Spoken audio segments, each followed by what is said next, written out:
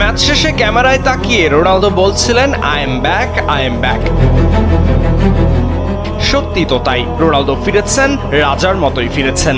হস্টনের আকাশে ভক্তদের অপলক দৃষ্টিতে তাকিয়ে থাকা ধ্রুবতারা রোনালদো ফিরবেন, পূরণ করবেন অধরা স্বপ্ন, আনন্দে ভাসাবেন অপেক্ষায় থাকা কোটি সমর্থকদের।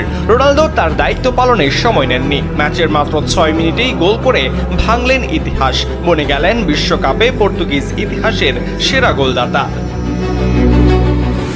সেই সাথে মহারাজা বিশ্বকাপের আলাদা 6টি আসরে গোল করার রেকর্ডটাও নিজের করে নিলেন। হস্টনের 70,000 দর্শকের সামনে CR7 এর রুদ্রমূর্তি যেন ধেয়ে আসছিল সকল আক্রোশে।